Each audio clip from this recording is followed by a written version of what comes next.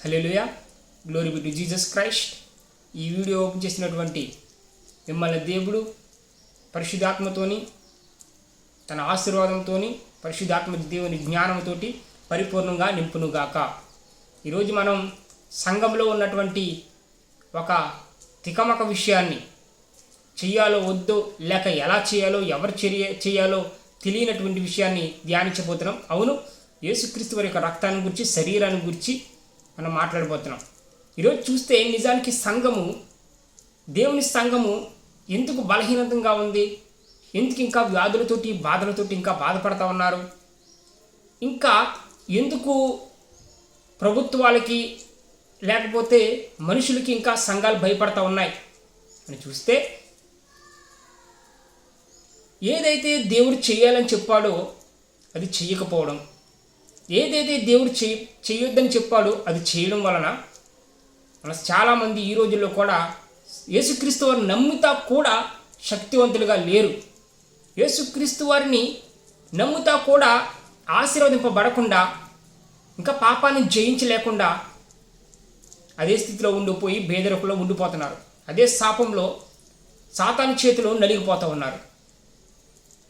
ఆ రోజు ఆదాముని దేవుడు నువ్వు ఇది తినొద్దు అని చెప్పినప్పుడు ఆదాము దాన్ని తిని దేవునితోటి సంతోషాన్ని, సమాధానాన్ని, సంబంధాన్ని కోల్పోయాడు. ఆత్మ జీవాన్ని కోల్పోయాడు, అంటే ఆత్మలో చనిపోయాడు. ఈరోజు దేవుడు యేసుక్రీస్తు వారు తన శరీరాన్ని, తన రక్తాన్ని తినమని మనకు చెప్పి, అది ఆయన శరీరాన్ని, ఆయన రక్తాన్ని తీసుకుంటేనే తప్ప మనలో మనము జీవం గలవారం కాము అని ఆయన చెప్పినప్పటికీ కూడా అనేక మంది యేసుక్రీస్తు వారి రక్తాన్ని తీసుకోకుండా, యేసుక్రీస్తు వారి శరీరాన్ని తీసుకోకుండా ఆత్మలో చనిపోయిన వారుగానే ఉన్నారు. జీవం గలవారుగా లేరు, సాతాన్ని ఎదిరించే పరిస్థితిలో లేరు, పరిశుద్ధాత్మ దేవుని జ్ఞానంతో నడిచే విధంగా లేరు, ఆశీర్వాదకరంగా లేరు. అయితే మనం చూస్తే మనం ప్రార్థన చేస్తారు చాలామంది. పొద్దున్న, సాయంత్రం, లేకపోతే దేవుని స్తోత్రం చాలామంది ప్రార్థన చేస్తారు. కానీ ప్రార్థన చేయడం మాత్రమే కాదు, లేదా వాక్యం ధ్యానించడం మాత్రమే కాదు, ప్రార్థనతో పాటు, వాక్యం ధ్యానించడంతో పాటు యేసుక్రీస్తు వారి రక్తాన్ని, యేసుక్రీస్తు వారి శరీరాన్ని కూడా మనం తీసుకోవాలి. దేవుడు ఏం చెప్పాడో దానిని చేయడమే మనకి బలం. దేవుడు చెప్పిన ప్రతీది కూడా చేయాల, ప్రతీది కూడా అవసరమే. ప్రార్థించడం మాత్రమే కాదు. ఇప్పుడు మన రక్తంలో, మన శరీరంలో రక్తం ఉంటుంది, మజిల్స్ ఉంటాయి, అలాగే రక్తంలో బ్లడ్ సెల్స్ ఉంటాయి, calcium, magnesium, potassium, minerals, vitamins, ఇటువంటివన్నీ ఉంటాయి. ఏది తగ్గినా కూడా, ఇందులో ఏది తగ్గినా కూడా మనం అనారోగ్యం పాలవుతాం. ఏది తగ్గినా కూడా, అంతా బాగానే ఉన్నా ఏది తగ్గినా కూడా మనం అనారోగ్యం పాలవుతాం.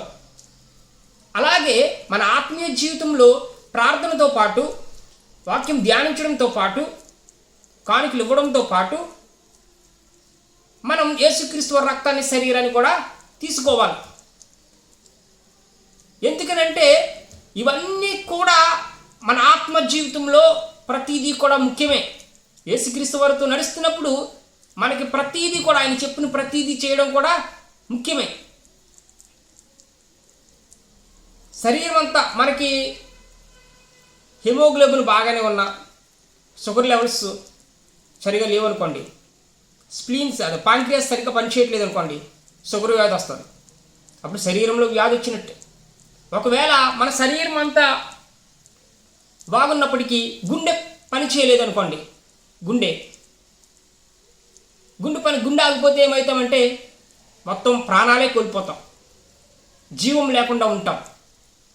అలాగే ఆత్మ జీవితంలో యేసుక్రీస్తు వారి యొక్క రక్తాన్ని, యేసుక్రీస్తు వారి యొక్క శరీరాన్ని తీసుకోకపోతే మనం ఏమైపోతామంటే పాపాన్ని జయించలేం, సాతాన్ని జయించలేం, మన శరీరాన్ని జయించలేం. ఇక్కడ చూస్తే యేసుక్రీస్తు వారు అంటాడు, నా రక్తము, యేసుక్రీస్తు వారు అంటారు, యోహాను సువార్త ఒకసారి చూద్దాం. యోహాను సువార్త 6వ అధ్యాయం 51వ వచనంలో, పరలోకం నుండి దిగి వచ్చిన జీవాహారం నేనే, ఎవడైనను ఈ ఆహారము భుజిస్తే వాడెల్లప్పుడూ జీవించును, మరియు నేనిచ్చే ఆహారము లోకమునకు జీవము కొరకైన నా శరీరమే. అలాగే 53వ వచనం చూస్తే, కావున యేసు ఇట్లు అనెను, మీరు మనుష్య కుమారుని శరీరము తిని ఆయన రక్తము త్రాగితేనే కానీ మీలో మీరు జీవము గలవారు కారు.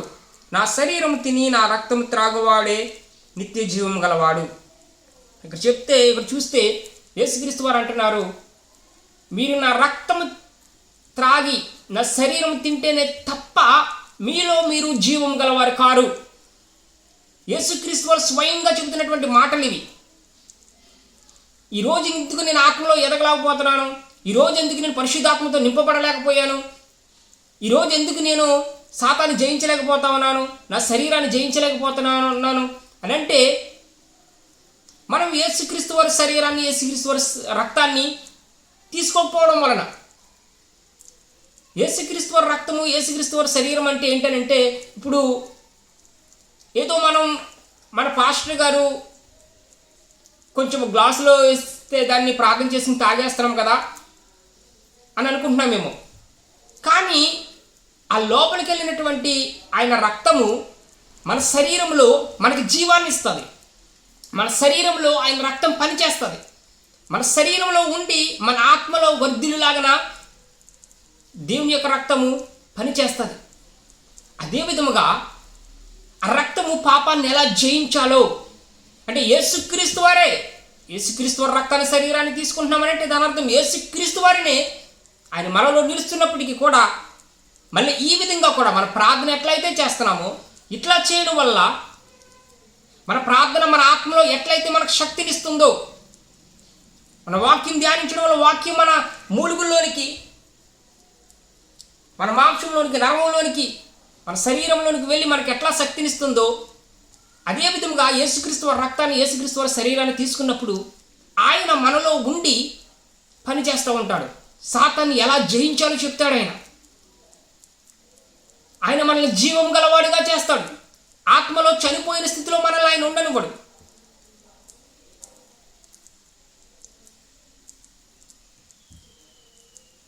వ్యాక్సినేషను మనం వ్యాక్సిన్ అని అంటాం కదా, టీకా, వ్యాక్సిన్ వేయిస్తారు చిన్నపిల్లలకి. కరోనా టీకా వచ్చినప్పుడు మీకు అందరికీ తెలుసు కరోనా వ్యాక్సిన్. అసలు వ్యాక్సిన్ ఎందుకు తీసుకుంటారని అంటే, ఈ వ్యాక్సిన్ అనేది మన శరీరంలోనికి రోగము, ఆ వ్యాధి రాకముందే మన శరీరంలోనికి ప్రవేశపెడతారు. ఎందుకనంటే మన ముందే తీసుకున్నటువంటి ఈ వ్యాక్సిన్ ఆ రోగాల యొక్క బారిన పడినప్పుడు, ఆ వ్యాధులు, ఆ వైరస్లు, బ్యాక్టీరియాలు మన శరీరంలోనికి ఆ సూక్ష్మజీవులు ఎంటర్ అయినప్పుడు మనం ముందే తీసుకున్నటువంటి ఆ వ్యాక్సిన్ వాటితో పోరాడి మనల్ని వ్యాధి బారిన పడకుండా లోపల పని చేస్తుంది. మనకు తెలియకుండానే జరుగుతుంది. మనం ఎప్పుడో చిన్నప్పుడు తీసుకుంటాం, తీసుకుని వదిలేస్తాం. అయితే ఆ వ్యాక్సిన్ లోపల నుండి మనకు తెలియకుండానే పనిచేస్తూ ఉంటుంది. అదే విధముగా యేసుక్రీస్తు వారి రక్తాన్ని మనం తీసుకున్నప్పుడు ఆ యేసుక్రీస్తు వారి యొక్క రక్తము మనలో ఉండి ఆ పాపాన్ని ఎట్లా జయించాలో, లేదా మన శరీరాన్ని ఎట్లా ఆరోగ్యవంతంగా చేయాలో, మన శరీరాన్ని ఎట్లా జీవింప చేయాలో, పాపపు తలంపులు రాకుండా, లేకపోతే వాక్యం ధ్యానించులాగన, ప్రార్థన చేసేలాగన, ఈ విధంగా లోపల ఉన్నటువంటి యేసుక్రీస్తు వారి రక్తం మనకి జీవాన్ని ఇస్తూ మనల్లో, మన శరీరంలోను, మన ఆత్మలోను పనిచేస్తూ ఉంటుంది. మన మనస్సులోను యేసుక్రీస్తు వారి రక్తం పనిచేస్తూ ఉంటుంది. యేసుక్రీస్తు వారి రక్తం అంటే ఏదో నెలకు ఒకసారి తీసుకునేది మాత్రమే కాదండి. ఏదో ఎర్రగా ఉంది కదా అని తీసుకునేది మాత్రమే కాదు. నిజంగా ఆయన యొక్క రక్తం మనలోనికి వెళ్ళి పని చేస్తుంది. ఆయన పని చేస్తాడు, మనలో నివసించి ఆయన మనకు పని చేస్తాడు. ఆయన అంటూ ఉన్నాడు ఇక్కడ, ఏమంటున్నాడంటే, నా శరీరము తిని నా రక్తం త్రాగువాడు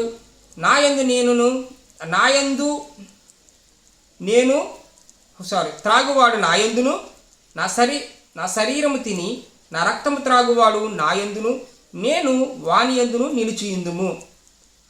ఎవరైతే యేసే రక్తాన్ని యేసే శరీరాన్ని తీసుకుంటారో, ప్రార్థన చేస్తున్న వాళ్ళు మాత్రమే అని చెప్పలేదు ఇక్కడ యేసుక్రీస్తు వారు. ప్రార్థన చేయాలి, వాక్యం ధ్యానించాలి. అలాగే ఎవరైతే ఆయన రక్తం తీసుకుంటాడో వాని అందంట యేసుక్రీస్తు వారును, యేసుక్రీస్తు వారి యందు అతనును నిలిచియుందిరట. దాని అర్థం ఏంటి? ఇలా మనం ఎప్పుడైతే చేస్తామో దాని అర్థం దేవుడు మనలో ఉంటాడు, మనతో ఉంటాడు. ఇలా ఉన్నప్పుడు ఆయన ఏం చేస్తాడంటే మనల్ని నడిపిస్తాడు. నువ్వు అది చేయకూడదు, నువ్వు ఇది చేయకూడదు, నువ్వు అట్లా చేయాలి, నువ్వు ఇట్లా చేయాలా అనేటువంటి ఆలోచన చెప్తాడు ఆయన. శక్తినిస్తాడు ఆయన, జీవాన్ని ఇస్తాడు ఆయన.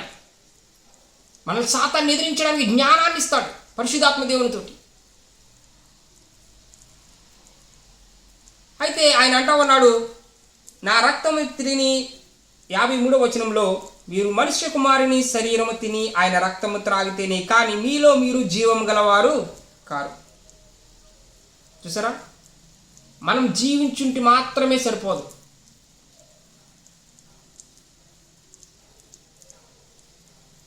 మనం ఈ లోక జీవితం ఈ లోకపరంగా జీవించుంటేనే మాత్రమే సరిపోదు.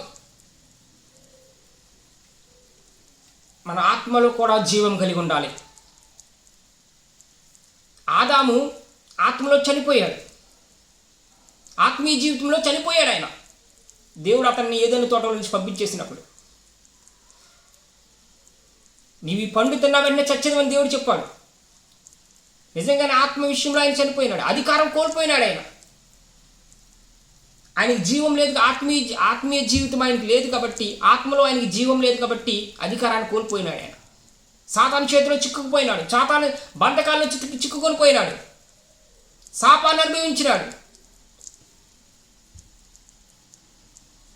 అలాగే ఈరోజు మనం యేసుక్రీస్తు వారి రక్తాన్ని, యేసుక్రీస్తు వారి శరీరాన్ని తీసుకుంటేనే తప్ప ఆత్మలో బలం గలవారం కాము, సాతానుని ఎదిరించేటువంటి జీవం గలవారం కాలేము. మరి యేసే రక్తాన్ని, యేసే శరీరాన్ని, ఇంత శక్తి కలిగినటువంటి యేసే రక్తాన్ని, యేసే శరీరాన్ని అందరూ ఎందుకు తీసుకోవట్లేదు? మీరు అనొచ్చు, పరిశుద్ధంగా ఉన్న వాళ్ళు మాత్రమే యేసే రక్తాన్ని, యేసే శరీరాన్ని తీసుకోవాలి కదా అనేసి. పరిశుద్ధంగా ఉన్న వాళ్ళు మాత్రమే యేసే రక్తాన్ని, యేసే శరీరాన్ని తీసుకోండి అని యేసుక్రీస్తు వారు ఎక్కడా చెప్పలేదు. ఎవడైనను నా రక్తం తిని నా రక్తం త్రాగి నా శరీరం తింటే విశ్వాసముతోటి, నా యందు విశ్వాసం ఉంచిన వాడు, వాడిని నేను పరిశుద్ధంగా చేస్తాను. నేను వానిలో ఉండి వాడిని పరిశుద్ధంగా చేస్తాను. ఇప్పుడు మనం చూస్తే, మన అనారోగ్యంతో ఉన్న వాళ్ళు హాస్పిటల్కి వెళ్ళినప్పుడు ఏమవుతుందనంటే, డాక్టర్లో కొన్ని మెడిసిన్ వాళ్ళకి ఇస్తారు. షుగర్ వ్యాధి ఉన్న వాళ్ళు అనుకుందాం, జ్వరం వచ్చిందని అనుకుందాం. జ్వరం వచ్చినప్పుడు మనకు కొన్ని మందులు వాళ్ళు రాసిస్తారు. అవి ఇంటికి తెచ్చుకున్న తర్వాత, లేదా అక్కడ మనం వేసుకుంటేనే తప్ప ఆ జ్వరం తగ్గదు. అనారోగ్యంతో ఉన్నవాడికి మందు వేసుకోవాలి ఖచ్చితంగా. అలాగే ఆ మందు వేసుకుంటేనే తప్ప అనారోగ్యం పోదు. అనారోగ్యంతో ఉన్నవాడు మందులు వేసుకుంటాడా? అనారోగ్యంతో లేనివాడు ఆరోగ్యంగా ఉన్నవాడు మందులు వేసుకుంటాడా? ఈరోజు నాకు జ్వరం లేదు, నాకు షుగర్ లేదు, నేను ఇప్పుడు హాస్పిటల్కి వెళ్ళి నాకు షుగర్ మందులు రాయండి, లేకపోతే నాకు జ్వరం మందులు రాయండి అని చెప్పి నేను తెచ్చి వేసుకుంటానా? నాకు అవసరం లేదు కదా. ఎవరైతే అనారోగ్యంతో ఉన్నాడో వాడికే కదా. అదే విధముగా మరి యేసుక్రీస్తు వారి రక్తం కూడా, నేను పాపిని అని మనం బైబిల్కి చెప్పుకుంటాం. అయ్యో బాప్తిసం తీసుకోలేదంటే ఇంకా నేను పాపం జీవితంలో ఉన్నాను, ఇంకా కొన్ని బలహీనతలు నాలో ఉన్నాయి అంటే మనం ఆత్మ జీవితంలో అనారోగ్యంతో ఉన్నాం. మరి ఆత్మీయ జీవితంలో అనారోగ్యంతో ఉన్నప్పుడు యేసుక్రీస్తు వారి రక్తం అనే మందు మనల్ని పాపాన్ని నుంచి విడిపిస్తుంది కదా. యేసుక్రీస్తు వారి రక్తం అనే మందు మనల్ని పాపాన్ని జయించేలా చేస్తుంది కదా, ఆ అనారోగ్యాన్ని మనలోంచి తీసివేస్తుంది కదా. పరిశుద్ధంగా ఉన్న వాళ్ళకి మాత్రమే యేసే రక్తాన్ని ఇవ్వాలి అని చెబుతున్న వాళ్ళకి ఒక ప్రశ్న. ఆరోగ్యంగా ఉన్న వాళ్ళకి మీరు మందులు ఇస్తారా? మీరు ఒక డాక్టర్ అయితే, లేకపోతే అనారోగ్యంతో ఉన్న వాళ్ళకి మీరు మందులు ఇస్తారా? పరిశుద్ధంగా ఉన్నవాడికి యేసే రక్తం ఎందుకు? అసలు ఏ మనుషులైనా పరిశుద్ధంగా ఉండగలుగుతాడా యేసే రక్తం లేకుండా? నిజంగా పాపులుగా ఉన్నవారికి, పాపమనే అనారోగ్యంతో ఆత్మలో బాధపడుతున్న వారికి యేసే రక్తం అనే మందును వచ్చు కదా.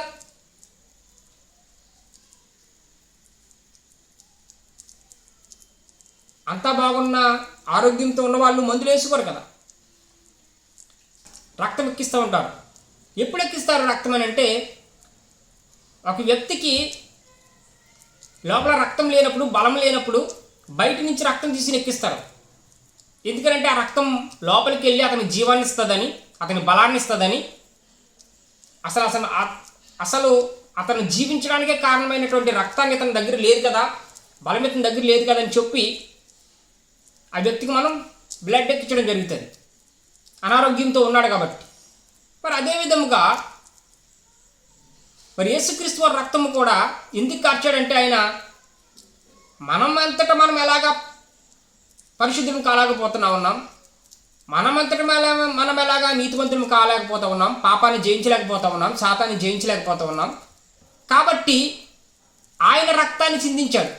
ఆయన రక్తంతోటైనా మనం బలపడతాం, ఖచ్చితంగా బలపడతాం. అయినా కాదు, ఖచ్చితంగా ఆయన రక్తంతో మనం బలపడతాం. కాబట్టి ఆ బయట నుంచి ఎక్కించుకుంటున్నటువంటి ఆ పరిశుద్ధమైన యేసుక్రీస్తు వారి రక్తాన్ని మనం లోపలికి తీసుకున్నప్పుడు పరిశుద్ధులుగా మారి పాపాన్ని జయించి, మనసును మార్చుకుని, హృదయాన్ని మార్చుకుని, మన తలంపులు మార్చుకుని జీవిస్తాం ఆరోగ్యంగా ఆత్మలో. కాబట్టి మనం ఖచ్చితంగా యేసుక్రీస్తు వారి రక్తాన్ని, శరీరాన్ని తీసుకోవాలి. నిజంగా మనం పాపులమని మనం బయట చెప్తూ ఉంటారు చాలామంది, నేను పాపం, నేను బలహీనుని, అయ్యో నేను అర్హును కాదనేసి. నిజంగా నువ్వు అర్హుడు కాదు. ఎందుకు అర్హుడు కాదు? ఎందుకు అర్హులు కాదు అని మనం అంటాం? ఇంకా నాలో కొన్ని బలహీనతలు ఉన్నాయి, ఇంకా నాలో కొన్ని పాప క్రియలు ఉన్నాయి అని చెప్పి మనమే అర్హులం కాదు అని అంటాం. మరి అటువంటప్పుడు నిజంగా నాలో అర్హత లేదు, నిజంగా నాలో పాపం ఉందని చెప్పినప్పుడు, నిజంగా నాలో అనారోగ్యం ఉంది అని ఒక వ్యక్తి అనుకున్నప్పుడు ఖచ్చితంగా హాస్పిటల్కి వెళ్తాడు కదా. అనారోగ్యంతో ఉన్నాను నేను, నా శరీరం సరిగా పని చేయట్లేదు అనుకున్న వ్యక్తి ఖచ్చితంగా హాస్పిటల్కి వెళ్ళి ట్రీట్మెంట్ తీసుకుంటాడు కదా.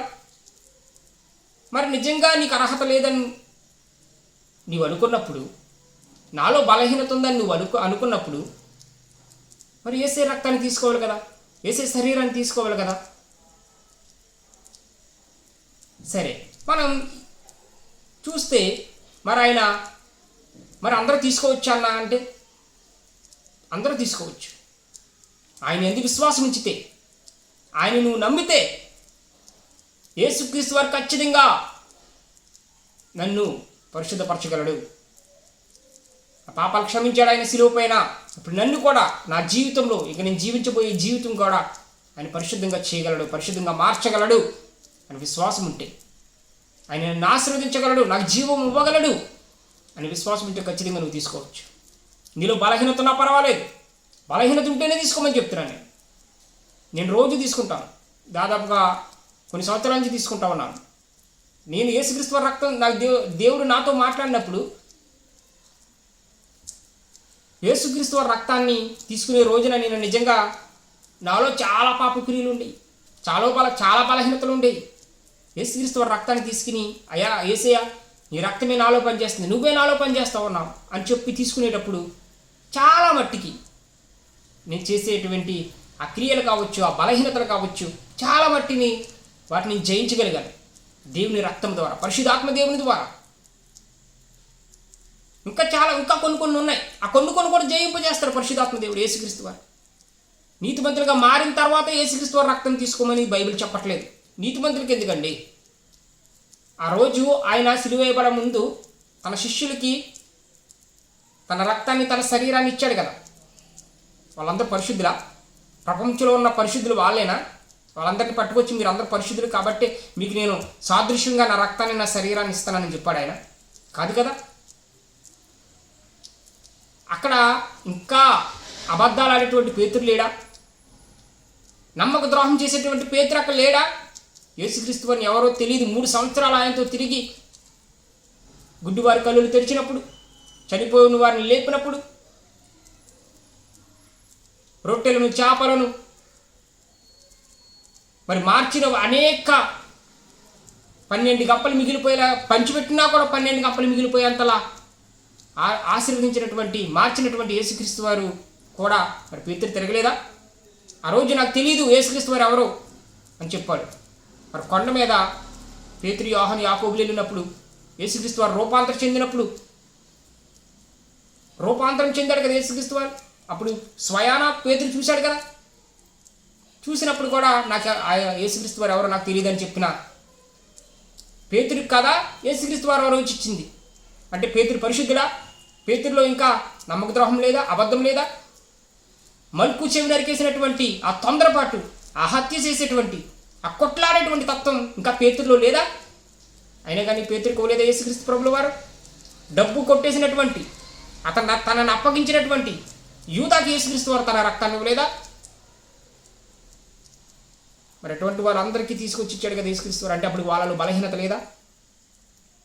ఆ రక్తమే కదా యూదాలో తర్వాత పశ్చాత్తాపాన్ని కలగజేసింది. ప్రభా, నేను పెద్ద తప్పు చేశాను, నిన్ను అప్పగించానని ఏం పని చేసింది? యేసుక్రీస్తు రక్తమే కదా అతనిలో పని చేసింది.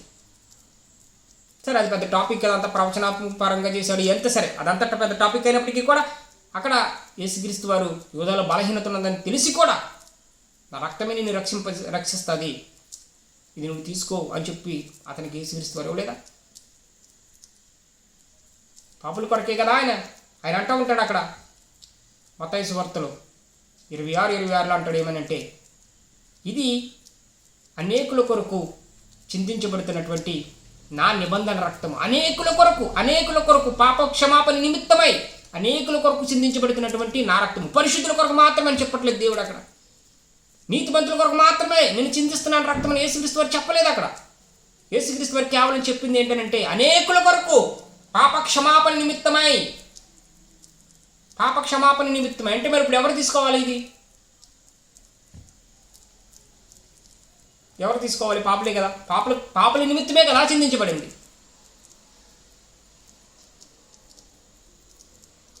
వ్యాధిగ్రస్తుల కొరకే కదా ట్యాబ్లెట్లు, మెడిసిన్లు తయారు చేసేది. ఆరోగ్యవంతుల కొరకు తయారు చేస్తారు బయట.